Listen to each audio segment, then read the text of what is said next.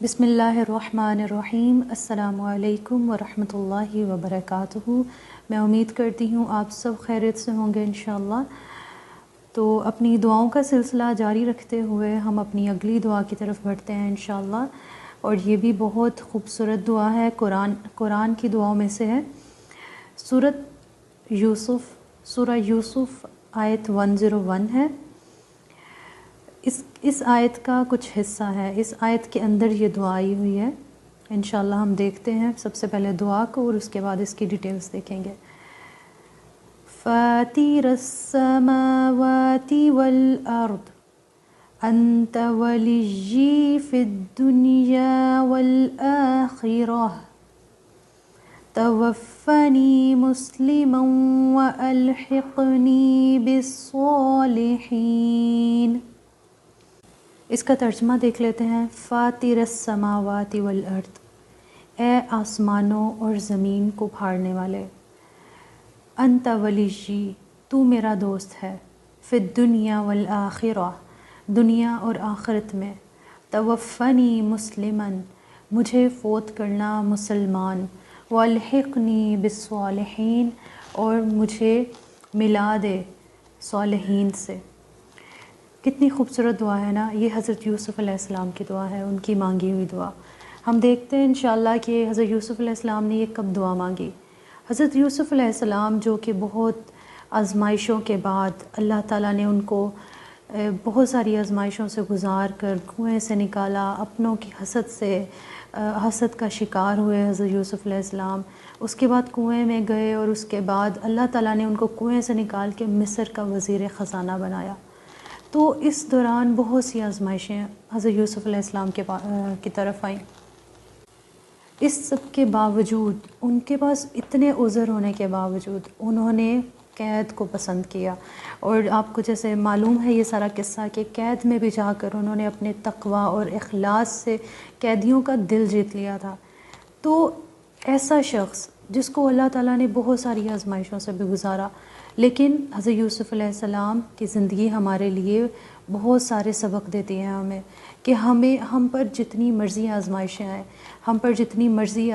آئیں، وہ سب ایک عارضی ہیں، ایک وقت تک ہوتی ہیں، ہر آزمائش ایک وقت تک ہوتی ہے، اور اس کے بعد خوشحالی ہوتی ہے۔ لیکن اللہ دیکھیں اس میں حضرت یوسف علیہ السلام کے واقعے میں کہ اللہ تعالیٰ نے ان کو بعد میں مصر کا وزیر خزانہ بنایا، کہاں سے آزمائشوں سے گزارتے ہوئے اللہ تعالیٰ نے ان کو ایک مصر کا وزیر خزانہ بنایا۔ اس کے بعد اتنی نعمتیں ملنے کے بعد بھی ایک جو مومن ہوتا ہے نا، اس کے دل میں ایک تڑپ ہوتی ہے اللہ سے ملنے کی۔ تو اللہ تعالیٰ سے وہ کیا کہتے ہیں، اس پوری آیت کو اگر آپ پڑھیں گے جا کر انشاءاللہ، تو 101 آیت ہے، تو اس آیت کے شروع میں، کیونکہ یہ دعا جو ہے یہ اس آیت کا ایک حصہ ہے، یعنی اس آیت میں آئی ہے یہ دعا، تو آپ شروع میں دیکھیں گے تو اللہ تعالیٰ کی وہ نعمتوں کا پہلے شکر ادا کرتے ہیں کہ ربی قد آتیتنی من الملک وعلمتنی من تأویل الحدیث، یعنی میرے رب نے مجھ کو عطا کی بادشاہت اور تاویل حدیث، یعنی خوابوں کی تعبیر سکھائی اللہ تعالیٰ نے۔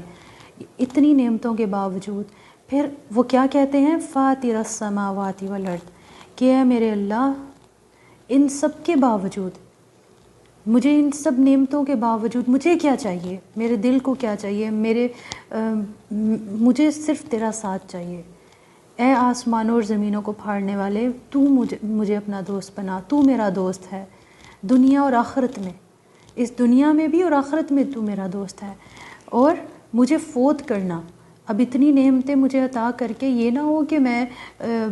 اس کے فتنوں میں پڑ جاؤں، تو مجھے مسلمان فوت کرنا اور مجھے ملا دے صالحین میں سے۔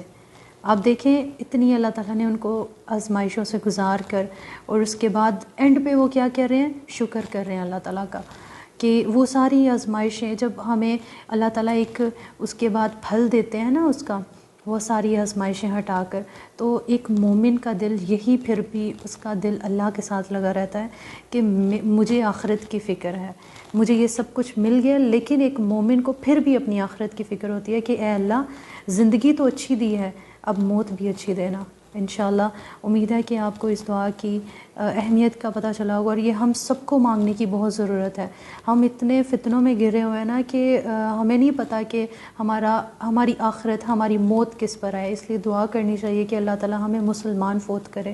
ہم آج جو ہیں اللہ تعالیٰ ہمارے ایمان کو بڑھائے اور ہمیں مسلمان کی حالت میں اور صالحین میں شامل کرے، آمین۔